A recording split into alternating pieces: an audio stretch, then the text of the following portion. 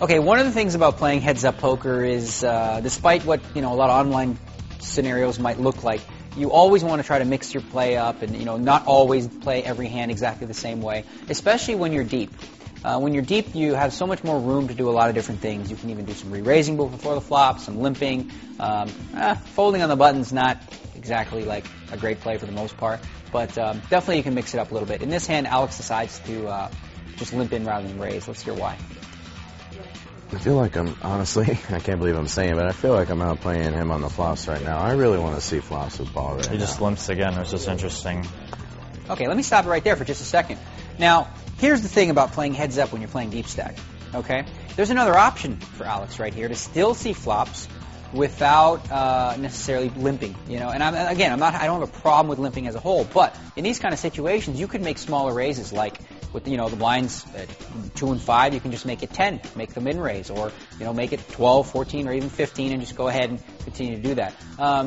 When you are limping, it definitely makes the pots a little bit smaller. Whereas if you're playing in a heads-up match and your opponent is always raising the minimum and you're always limping, you're automatically giving up a little bit of an advantage because when you're in position, you're playing smaller pots. So I wouldn't use limping as a strategy that when you're playing deep stack poker as much. In tournaments, especially if you play like heads-up sit-and-goes and things like that, often limping becomes a very valuable play because a standard size raise is enough to entice your opponent to just move all in. For example, the ones where you have 1,500 in chips and all of a sudden the blinds are 1,500. Well, if you're going to raise to 200 or 300, that's enough for your opponent to just move in on. So in those spots, you might just want to either limp or push, or if you are going to make those small raises, have a hand that you really want him to do that with. Anyways, let's see what happens. Because I'm also playing hands that he's not expecting me to play at all. I forgot to mention that's really a big part of my game right here, is playing hands that he's not going to play. So I hit absolutely nothing. But I don't think he'd limp with an ace. No, it's only $10, but it is a pot-sized bet. This is interesting. I'm basically just hoping he doesn't have a 7 or a flush draw, but I'm just going to let this go. I got a feeling I could do something if I were to hit again, but I'm just going to let this go and save it for another hand where I feel better about the situation.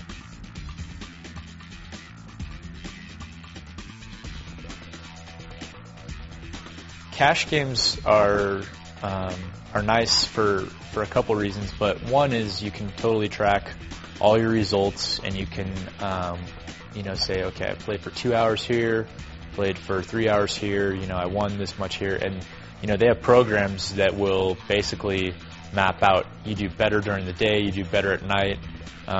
You usually, on average, you walk away with, a third of a buy-in, or, they'll tell you all the stuff that you want to know. I don't personally use them just because I'm more of, a field player, and I basically take each session as its own entity. But a lot of very successful players, they use a lot of programs to tell them,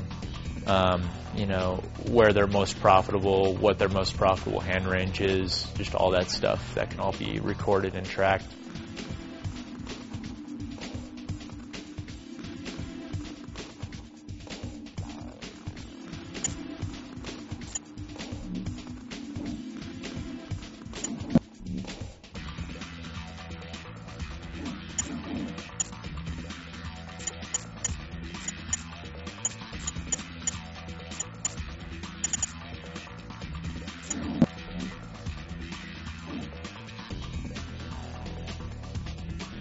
Now let's talk a little bit about a very risky play, and that's check raising the turn. One of the other weapons at your disposal in the turn is the check raise. Once again, though, this is a play that should be used often in limit hold'em, but very sporadically in no limit, for a few key reasons if you're a small ball player. The most obvious reason is that it makes the pot bigger, so you better be sure that's something you want to have happen before making this play. 2, being out of position, if your opponent calls you on the turn, you'll be faced with a difficult decision on the river. And 3, a check raise could cost you pots that you could have won. That could happen one of two ways. Either A, you check raise with a drawing hand and your opponent re-raised, forcing you off the hand. Or B, he could re-raise you as a bluff, representing a hand that he doesn't think you have. The turn check raise is a power move, and like with any power tools, it should be handled with great care. The play also goes against many small ball concepts, since it is designed to get more money in the pot, which will force bigger bets on the river. This is good when you have the nuts or close to it, and it's also why I suggest that when you do check raise the turn, that you have a monster hand.